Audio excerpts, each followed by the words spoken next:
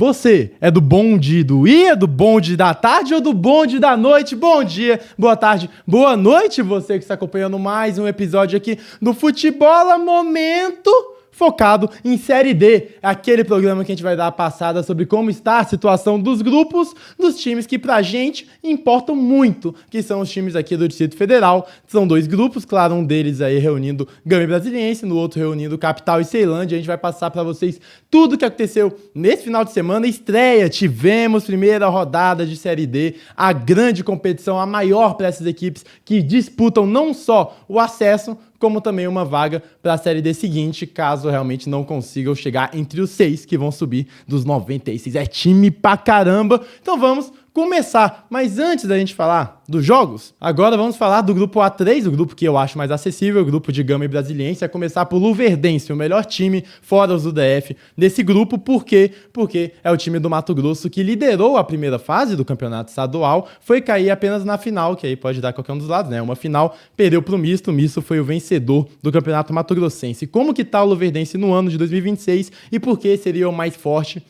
considerando os outros estados aí presentes no grupo A3. Jogou 14 vezes, com 7 vitórias, 4 empates e 3 derrotas, então aí tem 7 vitórias e 7 tropeços, podemos dizer assim. Como eu falei, liderou a primeira fase do campeonato estadual e tem como seus artilheiros o Enan, com 4 gols, seguidos por Bade com 2 e Ítalo Mota também com 2. Chegou na final do estadual, é uma equipe que há pouco tempo atrás a gente via figurar em Série B, uma equipe já com bagagem no cenário nacional. Então o Luverdense aí, para mim, também é uma grande aposta para passar para a próxima fase, é um dos favoritos. E aqui que entra alguns times que são abaixo desses outros 3 que eu citei agora há pouco, e por isso eu acho um grupo bem acessível. Vamos ver a situação dos outros integrantes do grupo, a começar por Primavera, também no Mato Grosso, foi adversário do Brasiliense, jogo que a gente vai falar já já. Fundado em 2022, é uma criança, tem aí o quê? 4 anos do Primavera, vai fazer 4 anos, menos de 5 anos, é um time muito recém-formado, inclusive ele está disputando sua primeira Série D agora, primeira vez na história, e não tá legal na temporada, foi rebaixado em penúltimo lugar do campeonato estadual, então pegou uma equipe agora, já é uma equipe de segunda divisão do campeonato mato-grossense, e é um time que, se a gente for analisar o ano, é bem complicado, tá? São 14 jogos, 2 vitórias, 8 empates, e 4 derrotas, então eu colocaria quase que uma obrigação dos times do DF vencer em casa, coisa que o Brasiliense não conseguiu fazer. A gente vai falar muito desse jogo e por que eu acho uma decepção bem grande do Brasiliense contra o Primavera. É, na minha opinião, um candidato a ficar em um dos últimos lugares do grupo. E nos seus artilheiros tem o Giovani, com 3 gols, o Brian Gabriel com 2 e o Tommy Montefiore também com 2 gols. É a situação do Primavera de que 14 jogos venceu apenas 2, situação difícil. E aí você fala, pô, ok, Primavera já rebaixado, vamos ter outra equipe rebaixada? Tem outra equipe rebaixada nesse grupo, é o Inhumas, equipe de Goiás, caiu no Campeonato Goiano como último colocado, então olha a situação do grupo e por que eu falo que ele é acessível. Outro rebaixado, se a gente for ver, disputou 9 jogos, não venceu nenhum na temporada, tem 2 empates e 7 derrotas, então também coloco uma obrigação dos times aí do DF em passar do Inhumas. Na artilharia, tá até reduzido, fez apenas aqui 4 gols entre a artilharia, o Pedro Igor com 2, Marcos Vinícius com 1 e o William Goiano também com 1, a situação do Inhumas, então aqui é outro adversário bem acessível para os times do DF passarem por cima. E o Aparecidense, que jogou a Aparecidense e jogou contra o Gama. Agora o Gama foi lá para Aparecida enfrentar a Aparecidense e é outra equipe que vem abaixo no ano, uma folha salarial reduzida, escapou do rebaixamento só nos playoffs, brigou contra o rebaixamento até o mata-mata e aí conseguiu escapar, então não é um rebaixado, mas é um que brigou e figurou entre os rebaixados até o último momento praticamente do Campeonato Goiano. Fez 11 jogos no ano com 2 vitórias, 3 empates e 6 derrotas. É a situação. Então, entenderam porque eu acho esse um grupo acessível? Fora o Luverdense, que é uma equipe mais consolidada, a gente tem o Primavera que caiu, o Inhumas que caiu e o Aparecidense que escapou no playoff contra o rebaixamento. E agora vamos dar uma outra olhada agora no grupo A4. grupo de Capital e grupo de Ceilândia, porque é um grupo um pouco mais encardido. Dessa vez aí eu não acho que seja tão obrigação, por mais que eu acredite que as equipes do Distrito Federal têm sim que passar, porque passam 4 de 6 e eu tô cobrando, porque tem qualidade e investimento para isso. Então vamos lá. Começando pelo Operário do Mato Grosso, foi o terceiro da primeira fase, então é um time que veio numa crescente nessa temporada, caiu na semifinal nos pênaltis para o vencedor do Campeonato Mato Grossense, para o campeão, caiu para o misto nos pênaltis, então não é um adversário que seja baba como, por exemplo, outras campanhas que a gente citou do grupo A3, tem 14 jogos na temporada, 5 vitórias, 6 empates e 3 derrotas. Também não é nenhum bicho-papão, mas pelo menos é uma equipe que foi competitiva até o momento, com o artilheiro é o Alisson Farias, com 5 gols. E aí a gente vai pro misto, campeão mato-grossense, ou seja, o Ceilândia já pegou nessa primeira rodada um time bem encardido, saiu com empate, mas é, na minha visão, um dos também favoritos a avançar. É um misto. O que é curiosidade, diretor? Quer uma curiosidade? É misto. É misto, mas quer uma curiosidade? Quero. O símbolo do misto. Inclusive tem aqui, né, o símbolo do misto, a torcida faz. E também outra coisa, o misto tem esse nome porque tem seus fundadores homens e mulheres. Por isso o nome misto, entendeu? Porque é a mistura de homens e mulheres, e aí fundou o time. Não então tá aí. Aí, ó, a participação feminina no cenário do futebol nacional, aqui com um misto sendo representado. Então vamos para o time que foi campeão do estadual. Tem 14 jogos, 4 vitórias, 9 empates e 3 derrotas. Também não é o bicho-papão, mas é um time campeão, é um time encardido, é um time que sabe jogar mata-mata. Então tem essa atenção ao misto, que tem como artilheiro, sabe quem? Direto da Argentina? O Di Maria. Não, mentira, não é esse, é o outro Di Maria, o Di Maria do misto, ele que tem 6 gols no ano até aqui. E agora vamos para outro adversário, é o caso do União Rondonópolis, foi o 8º lugar do estadual do Mato Grosso, aí sim acho um adversário acessível, sim, jogou 10 jogos, venceu apenas 2, empatou 4 e perdeu outros 4. Na artilharia é o Lucas Souza com 3 gols, foi o adversário do Capital, que saiu com a vitória por 1-0, a gente vai falar já desse jogo. E no final temos o Goiatuba, que foi o 9º lugar do Goianão, também um time que acabou decepcionando, ficou ali na berlinda para não cair. Ele teve 9 jogos com apenas 2 vitórias. Ou seja, tudo isso aqui é para passar a situação que são 2 grupos que os times do DF têm total condição de avançar. Na minha opinião, é quase que uma pequena obrigação, sim, de avançar. Passam 4 de 6. E no grupo de Gama e Brasiliense, dos outros 4, um é Luverdense, outros 2 estão rebaixados no estadual, e o outro brigou no playoff para não cair. E aí no grupo de Capital e Ceilândia é um pouquinho mais encardido, tem um misto que sabe jogar jogo de mata-mata, tem um Operário que fez um bom começo de ano, mas também, por exemplo, tem Goiatuba com apenas 2 vitórias no ano e União Rondonópolis, que também de 10 jogos venceu apenas 2. Então isso é só para dar uma passada nos grupos, para agora a gente falar dos jogos. A começar pelo grupo A3, na ordem cronológica das partidas, vamos de Aparecidense 0, Gama 2. Mais uma vitória pro Gamão do Povão e mais um belo jogo que, cara, assim, aponta por que esse Gama é um dos favoritos para avançar. Diga, Getúlio. Sabia que o Gama, a cada vitória, está mais próximo da derrota? Quem falou isso não fomos nós. Não. Foi a lei do carpinismo. Carpini, técnico aí do futebol brasileiro, técnico de juventude, falou que quanto mais você ganha, mais próximo você está da derrota, e quanto mais você perde, mais próximo você está da vitória. A torcida do Gama deveria comemorar a primeira derrota? De acordo com a lei do carpinismo, sim. De acordo com o coração alviverde, não. O Gama sai vencedor desse confronto. E é um Gama que eu já elogiei bastante, né? Eu elogio com méritos, porque é a melhor equipe do Distrito Federal até esse momento, por tudo que fez no ano, por tudo que conseguiu, está invicto no ano. E também eu faço meus adendos, né? Minhas críticas, minhas sugestões ali de pontos que podem melhorar. E agora, calou-se minha boca. Porque 2 dos pontos, que era quando o Felipe Clemente não faz gol, pouca gente distribui os outros gols. Uma vitória do Gama sem gols de Felipe Clemente, com gols de Renato e David Lucas. E a outra que eu falei que eu sentia que o Gama tinha que definir os jogos mais rápidos, que tinha essa capacidade, muitas vezes controlava o jogo e demorava para decidir. Logo, antes aí da metade da primeira etapa, já estava 2-0 pro Gama. Vamos para esse jogo, vamos falar de um dos times com a maior invencibilidade do país. São 3 ainda invictos, começar na ordem dos que estão há mais tempo invictos, com Goiás, com 19 jogos até aqui, 11 vitórias e 8 empates. O Gama tem 17 jogos de invencibilidade, com 12 vitórias e 5 empates. E aí o América de Natal é o terceiro, que tem 16 jogos de invencibilidade, com 9 vitórias e 7 empates. O Gama entrou na partida para vencer mesmo. Foi ali com 11 considerado o ideal, né? Ainda tem o Wellington, que ainda vai voltar de lesão, mas, por exemplo, a volta do Moisés aí no time titular. E um time que logo no começo da partida já começou a criar chances, começou a imprimir volume, mostrou que não foi para a Aparecida de Goiânia à toa. E com 6 minutos consegue um gol numa bela jogada, principalmente de um lançamento do David Lucas. Eu gosto bastante dele, acho que é um cara que é muito importante nos passes pré-assistência, que se chama essa estatística, né, que é o passe antes da assistência. No caso, foi o passe pro Ramon, aquela jogada que a gente já tá habituado, né? Contra o Goiás, o David Lucas inverteu uma bola da direita para a esquerda pro Ramon chegar batendo e fazer o gol. Agora ele inverte uma bola da direita para a esquerda, que bola, inclusive. De primeira, no voleio, assim, muito lindo o lançamento do David Lucas. Para chegar nos pés do Ramon, ele bate, o goleiro faz a defesa e aí tá lá Renato para concluir para gol. Com 6 minutos já tava 1-0, um Gama que chegou massacrante, claro, com o apoio de sua torcida, porque a torcida do Gama lotou. Foi lá, fez uma linda festa, mostrando que time e torcida tá numa união só. Linda festa da torcida do Gama, tá de parabéns, diga, diretor.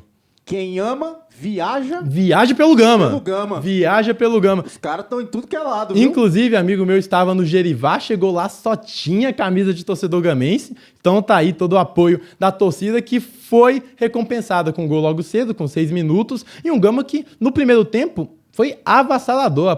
O Aparecidense até criou umas 2 oportunidades de cruzamento, que o Renan Rinaldi foi muito bem para fazer a intervenção, mas nada que fosse tão perigoso assim.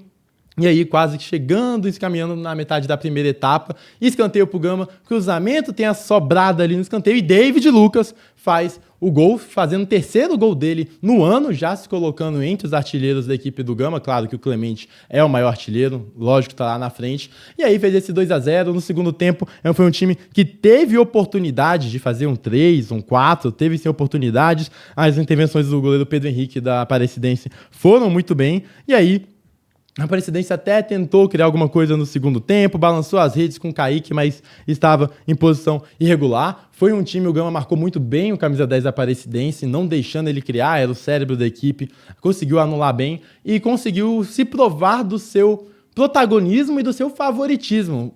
Para mim, assim, baita atuação do Gama, e aí aqueles pontos que eu falava, né, que eu elogiava o Gama e falava que tinha que dividir mais seus gols, e tinha que matar o jogo antes, matar o jogo mais cedo. Conseguiu fazer essas 2 coisas, os 2 gols logo no primeiro tempo. E aí, por que eu falo da divisão de gols e por que é importante? É claro que sempre o Clemente vai concentrar gols. É claro que a torcida do Gama quer mesmo que ele faça muitos gols, e que o Clemente quer fazer muitos gols, e que ele é um jogador desse patamar, porque ele é muito bom, ele é diferente. Mas eu falo porque vai ter jogo, é impossível o jogador marcar em todas as partidas. Vai ter um jogo ou outro que ele vai acabar não fazendo gols, como foi esse caso. É importante ter ali parceiros no campo ofensivo que consigam suprir também com efetividade os gols. Foi o caso de Renato e de David Lucas. Então, do que eu vi, eu gostei bastante do Gama nessa estreia. A Aparecidense, como eu falei, não é uma grande equipe que vem de uma grande sequência. Não é. Brigou nos playoffs contra o rebaixamento. Mas quando você pega uma equipe e você é favorita, tem que fazer o que o Gama fez, ganhar e ganhar bem. Poderia até ter mais oportunidades para ampliar o resultado, acabou não fazendo, mas é importante que saia com uma vitória fora de casa, voltando à Série D o Gama, com 3 pontos na conta,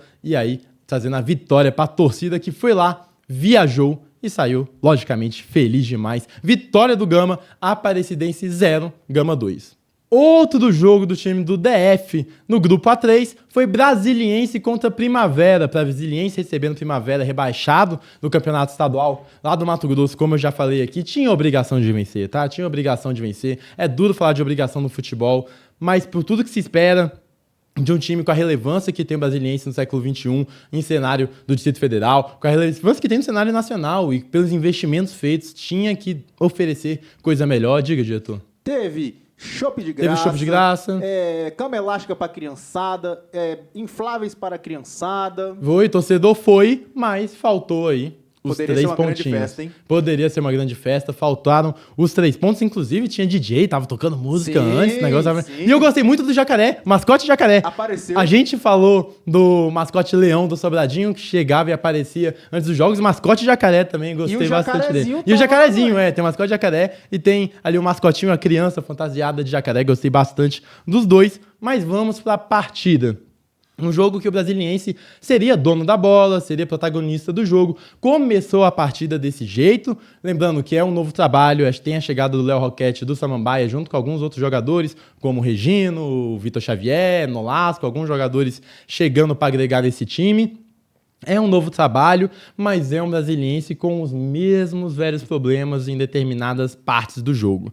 Começando desse jogo, que começou bem, começou com bola, começou criando, chegando mais perigosamente ao gol do Primavera, que chegou para a partida com uma proposta clara, se defender. Foi o que fez a equipe do Mato Grosso até um escanteio, logo no comecinho da partida, na primeira metade do primeiro tempo, cobrado para trás de uma jogada ensaiada, boa jogada ensaiada.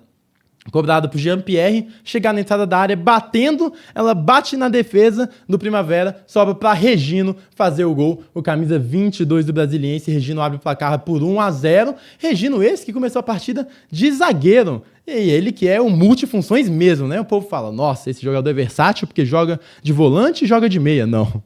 O Regino foi o artilheiro do Ceilândia na Série D do ano passado. Artilheiro, jogou de atacante, jogou de 9. Ele é meio-campista por origem, né? Joga muito na volância. Foi assim na Aruque, foi assim no Samambaia nesse ano. E começou a partida jogando na estreia do Brasiliense na Série D como zagueiro. Então foi atacante ano passado na Série D e começou a partida agora como zagueiro e fez gol, independente da ocasião. Ele tem um faro quando a bola chega ali na área. 1-0 pro Brasiliense. Ali, eu imaginei que seria um jogo um pouco mais controlado. Um jogo que o Brasiliense levaria, dominaria do jeito que quer, conseguiria impor seu ritmo, conseguiria sair com a vitória. Mas depois que fez o gol, não sei se foi uma falta de concentração, não sei se abaixa um pouco a guarda, deixa o Primavera gostar um pouquinho mais do jogo, a ocupar um pouco mais o campo de ataque, não que oferecesse grande perigo ao Kaiser. Não tinha nenhuma grande chance, nenhum super volume, até que numa bola de novo entrada da área, um Primavera que já chegava muito bem pelo lado esquerdo, chegava e ameaçava, teve uma bola na entrada da área, finalização, ela bate no braço do Iago, zagueiro do Brasiliense, pênalti, e aí Giovani na bola, foi pra batida, desloca, coloca, bola pra um lado, o goleiro de outro, fazendo 1-1. E o Primavera logo na sequência ainda teve uma chance de virar. Finalização do Kaique dentro da área ali, ela dá um leve desvio no jogador do Brasiliense, bate na trave do Kaiser. Então o Primavera que começou a assustar. Não era pro Brasiliense estar permitindo o Primavera assustar em plenos domínios, em pleno cerejão. O time do Primavera marcava com tudo que tinha, deixava praticamente só 2 jogadores mais livres na frente, que era o Giovani, camisa 10, e o Kaique, camisa 9. Eram jogadores que a estratégia era simples, a estratégia já estava posta ali. Se defender, recuperou a bola, ativa o Giovani para ele armar o contra-ataque, ativando o Kaique na frente. E assim, o Primavera ficou à vontade para fazer a segunda etapa, o resto do primeiro tempo e o segundo tempo, com essa estratégia. E o Brasiliense volta a apresentar alguns erros que já havia apresentado no Candangão. É um time que tem dificuldade na criação de jogadas, é um Tarta que fica sobrecarregado, que tem a obrigação de criar pelo meio campo, acumula funções criativas, e é um time do Brasiliense que tem dificuldade para conseguir fazer um grande volume de jogo e volume de oportunidades. A gente está falando, de novo, do rebaixado no Campeonato Mato Grossense, o Primavera. Estreando na Série D, inclusive. Foi a estreia não só dessa Série D, mas na história. Primeiro jogo do Primavera na história em Série D foi essa partida. Finaliza o primeiro tempo. Diga, diretor. Primeiro gol do estávamos lá. É verdade, a gente presenciou a história. Giancarlo fez o primeiro. Giovani fez o primeiro gol do time na Série D. No Primavera, na história da Série D. E a camisa muito bonita. As duas, tá? Tanto a branca com roxo, quanto... Nossa. E a gente já tá vendo o jogo de Primavera demais, né? A gente viu o Capital 4-3 no Primavera e agora vendo aí a história do Primavera na Série D. As camisas do Primavera. Já pedi a minha no Instagram, tô esperando a resposta. E no segundo tempo, o Brasiliense que tinha a obrigação de criar, não conseguia destravar a alteração. Sai Vitor Xavier e entra o Wallace Pernambucano, acho até que ajuda. Entrou bem o Wallace Pernambucano, descia para ajudar um pouco na criação, conseguia trocar passes, criar triangulações, gostei da entrada dele. Ele até chega a fazer um gol, mas é anulado por impedimento. E aí depois o Brasiliense volta ao marasmo de não conseguir criar nada. E era uma bola ou outra, era um chute de fora da área, era uma falta do Tarta, mas não era aquele volume que a gente esperava contra o time do Primavera. E aí temos a expulsão. Primavera tem um jogador a menos, o Tommy é expulso, muita reclamação, e na reta final, aí sim, nos momentos finais, o Brasiliense lança o ataque e começa a criar muitas chances ali na base do abafa, e o goleiro Medina do Primavera se consagra o grande destaque da partida, partidaça do goleirão do Primavera. Teve uma chance do Daniel Vansan cara a cara com ele, que o Vansan tira demais. Teve uma chance de cabeça que belisca a trave do Medina. Teve outra que ele vai buscar lá embaixo. Teve um chute de falta do Tarta, que ele faz uma grande defesa em cima. E no final, se eu não me engano, foi também o Tarta que recebeu a bola na entrada da área, bate no canto e o Medina vai lá de novo para buscar. Criou chance do Brasiliense? No final das contas, criou. No final das contas, teve oportunidade sim. Sofreu o Brasiliense? Não tanto. Sofreu aquele lance do pênalti, que o futebol é um jogo que um lance mal defendido custa muito. Foi o caso ali da finalização, acabou tendo o azar de bater na mão e ser pênalti.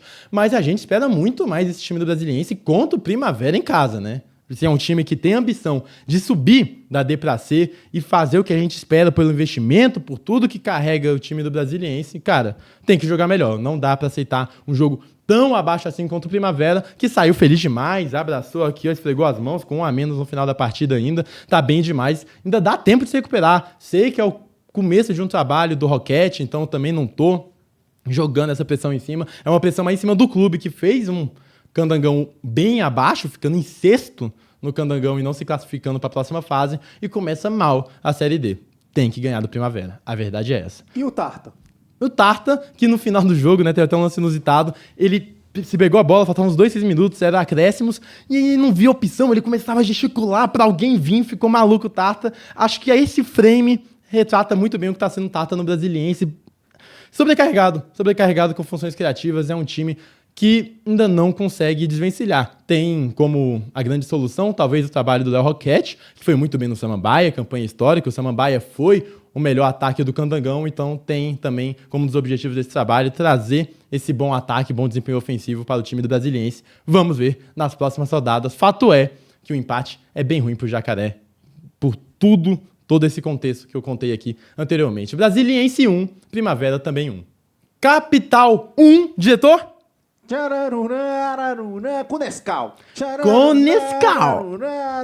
União Rondonópolis 0. Vitória do Capital. E digo mais, sem levar gol. Sai, Zica. Sai.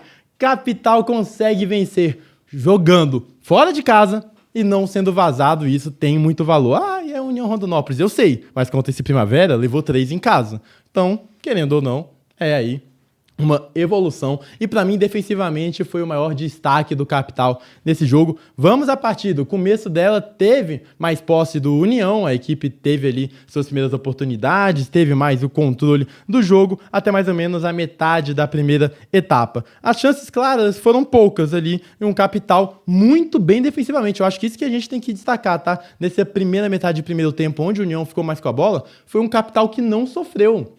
E isso levando em conta tudo que a gente vem falando na temporada, de ser um time que leva muitos gols, um time que vai mal defensivamente, um time que em Copa Centro-Oeste, por exemplo, em 2 jogos levou 5 gols. No Candangão foi eliminado muito por ter uma defesa pouco efetiva, foi, se eu não me engano, a 5ª melhor defesa. Agora a gente viu aqui, pelo menos, bem postado fora de casa contra uma equipe que tinha a bola. Depois da parada técnica, o Capital meio que volta para a partida, consegue se encontrar, e aí ele tem com o Mateuzinho uma grande oportunidade, ele demora um pouco para finalizar, acaba sendo desarmado e finaliza um primeiro tempo que, se for para dar destaque, é realmente a postura defensiva boa do Capital.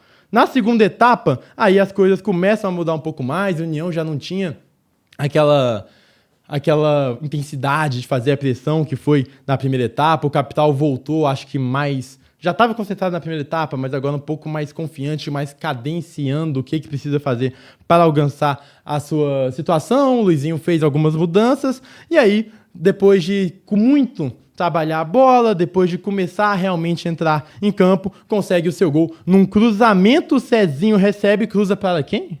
Para quem, diretor? Para quem? Nescau.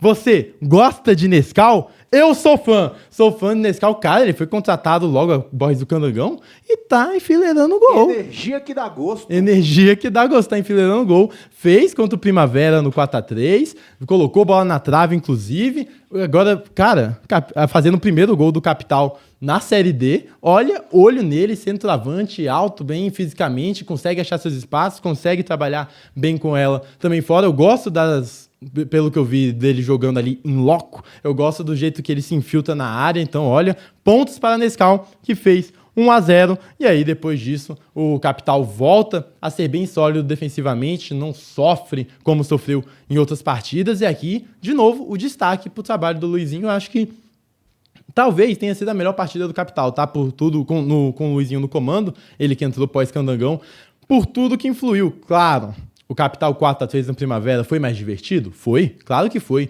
Ofensivamente foi um time ali que deu aulas, jogou muita bola, Mateuzinho participou de 3 dos 4 gols, conseguiu fazer, mas em termos de competitividade, aquele time levou 3 para um Primavera que precisou de pouquíssimo para alcançar a meta do Capital. Agora a Coruja consegue sim fazer um jogo defensivamente muito bem postado e não sendo vazado. Eu acho que esse é o primeiro passo. Tá ideal? Não tá. É um Capital que ainda tem problemas, é um Capital que eu acho que tem capacidade ofensiva para fazer mais do que fez, por mais que o jogo tenha sido fora de casa, mas é um Capital que volta a não levar gol e fazia muito tempo que isso não acontecia. Então, por isso aqui, eu acabo essa partida com um sentimento mais positivo do que negativo, e ainda lembrando o começo de um trabalho do Luizinho, cada vencedor, venceu aí o Brasileirão Série C com o Amazonas, então é um cara que tem capacidade, acredito eu, de melhorar esse time do Capital, consegue sair com 0 gols vazados. E você, torcedor da Coruja, gosta de um leite com Toddy? Não, né?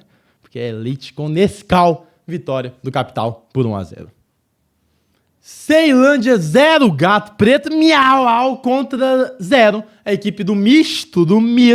Vamos falar do que foi essa partida da estreia do Ceilândia na Série D. Você perceba que a minha garganta não tá no nível ideal, mas não vai impedir de eu fazer um miado do gato, porque o Ceilândia merece. Vamos para a estreia do time no Abadião, jogando em casa. Pegou um dos adversários mais difíceis do grupo A4, que seria o misto, campeão mato-grossense, e na minha opinião fez uma partida boa. Não brilha os olhos, mas gostei de alguns pontos, não gostei de outros, vamos trabalhar neles agora. Começando a falar de um Ceilândia que vem com um elenco com boas peças. Gosto, por exemplo, do Fabinho, lateral. Gosto muito, mas muito mesmo, dos 2 pontas. O Cardoso de um lado, um ponta com mais pisada na área, um ponta com mais números, com mais gols. Marquinhos do outro, pra mim, talvez o melhor 1 contra 1 do DF, o dedo lisinho, 5 estrelas de skill moves do FIFA, um dos melhores dribladores no Distrito Federal e também, lógico, desse grupo da Série D.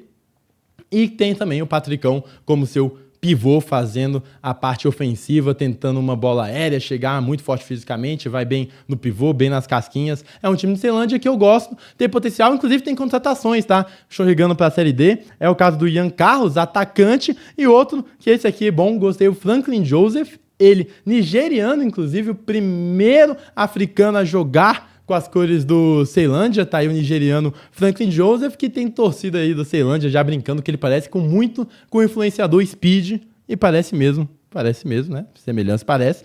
E chega aí fazendo história já no Ceilândia como primeiro africano a usar as camisas do Gato Preto Miau. Então, falando dessas contratações, vamos falar do jogo. O Ceilândia que eu gostei do primeiro tempo, começou muito bem, teve uma chance do Marquinhos logo no começo da primeira etapa, começou criando, não chegando a ser efetivo. Acho que aqui talvez tenha sido a grande questão do Ceilândia na partida. Muito erro técnico, tá? Erro técnico do último passe, da última finalização. Não foram poucas as chances que o Ceilândia teve de ter um pouco mais de capricho frente ao goleiro e fazer o gol, um pouco mais de capricho para decidir a última jogada e achar um passe, achar uma assistência. O misto até começou bem, teve uma primeira chance com o Sucuri, depois o Ceilândia entra no jogo, começa a ameaçar. Teve até uma bola do misto também no travessão que deu bastante perigo, aquele, né, o chutamento, não sabe se é um chute ou um cruzamento, que o Sucuri acompanhou, ela pinga no travessão e vai pro lado de fora. Mas aí o Ceilândia teve sua chance no primeiro tempo, o Cardoso teve uma logo no comecinho da partida também, chutando para fora, e um time que parecia, olha, gostei do que foi a primeira etapa do Ceilândia, mas sempre com aquele quê de, cara, acerta o passe, acerta o chute, faltou o capricho. Faltou o capricho e conseguiu ser perigoso em alguns momentos pontuais. Na volta do intervalo, continuou o Ceilândia com mais posse de bola, que é algo para se destacar também, o time da Delson, que a gente se acostumou em certos momentos a ser reativo, a gostar de não ter tanta bola e um ataque com mais transições rápidas, diretas, finalizar rápido. Teve a bola um pouco mais até do que eu esperava, do que era para esse jogo, mesmo jogando em casa. Aos 8 minutos do segundo tempo, teve uma chance com o Robert do lado esquerdo, que ele poderia ter ajeitado melhor a batida, acaba jogando para fora. E o misto, basicamente, foi em bolas paradas. Bolas paradas, tentativa de jogar ela na área. Não foi um time que imprensou o Ceilândia. E aí as forças do Gato Preto começaram a surgir mais naqueles últimos momentos, que a gente chama de momento de abafa, né? Os 35 minutos finais pra frente, começou a surgir a chance do Ceilândia de sair do zero do placar. Teve com o Marquinhos uma grande chance, numa boa jogada individual. Eu comento muito do Marquinhos e do Cardoso, porque eu acho que eles são realmente diferenciais nessa Série D e vão ser muito importantes pro Ceilândia. E aí também teve a grande chance, que foi aos 46 minutos, o Fabinho cabeceando no chão, mas aí o goleiro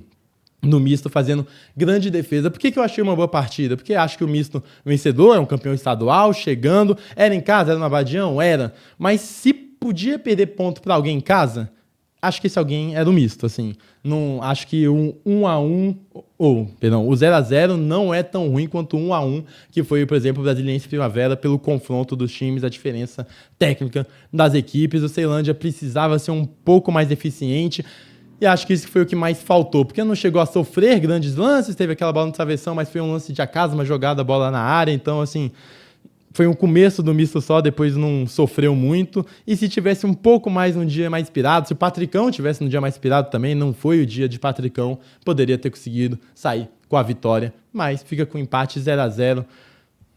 Acho que é um empate que, ok, dá pra aceitar, não é o fim dos mundos, mas claro, Série D tá aí pra frente, tem que começar a pontuar, principalmente fora de casa, que serão os próximos jogos. Vamos para as partidas, né? Não, antes da partida, vamos passar como ficou esse grupo aí, o grupo A4, grupo de Capital e de Ceilândia. Deixa eu achar aqui. Capital que se deu bem na rodada, tá? É líder isolado, o único do grupo que saiu com uma vitória. 3 pontinhos é o líder, depois vem uma penca, né, com 1 ponto, é o Operário em segundo, o Goiatuba em terceiro com ponto, o quarto Ceilândia com ponto e o quinto misto 1 ponto. Mas lembrando que essa primeira rodada, e como empatou, os critérios de desempate estão todos igualados, o último colocado é apenas o União Rondonópolis, porque foi o único derrotado, já que o único vitorioso do grupo foi o Capital, que saiu com 3 pontos. E quais serão os próximos enfrentamentos das equipes na Série D? Teremos Gama jogando contra Inhumas no Bezerrão. Acho que assim, é uma vitória quase que por obrigação do Gama. Eu não gosto de usar essa palavra, mas estou usando bastante, né? Eu vou parar. Mas assim, tem que ganhar. Tem que ganhar jogando no Bezerrão sábado às 19h30. O Brasiliense viaja para Mato Grosso enfrentar o Luverdense, jogo fora, sábado às 18 horas. O Capital recebe o Operário no JK, domingo 16 horas. Acho que é um jogo que o Capital tem totais condições de vencer, mas o Operário não é tão simples assim como é o Inhumas e o Primavera, na minha opinião.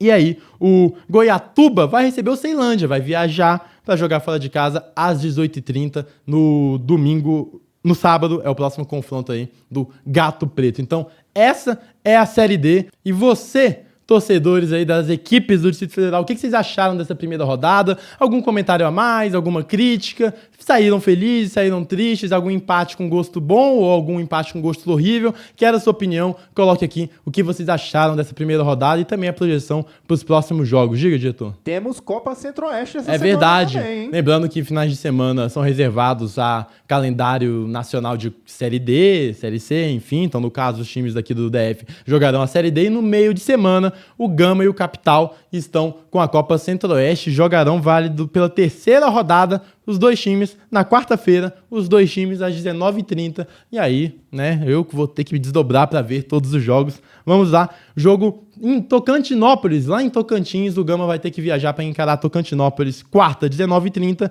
e o Capital vai enfrentar o Araguaína fora de casa, também quarta, também às 19h30, quarta aqui na sua frente, a quarta que te oferece. Enfim, comente, compartilha, fala o que você achou desses jogos, o que você achou das partidas, discordou de mim em algum ponto, concordou em mim em outros, ou seja, seja feliz, fale o que seu coração quiser. Mas compartilha, manda pra todo mundo. Aquele seu amigo que ainda não tá familiarizado com o futebol do DF, manda pra ele. Aquele que já está, manda 2 vezes. E aquele que você sabe que não vai ver, mande 3. É isso, fica aí a trend do futebol. Até a próxima. Valeu demais. Falou. Até. Tchau.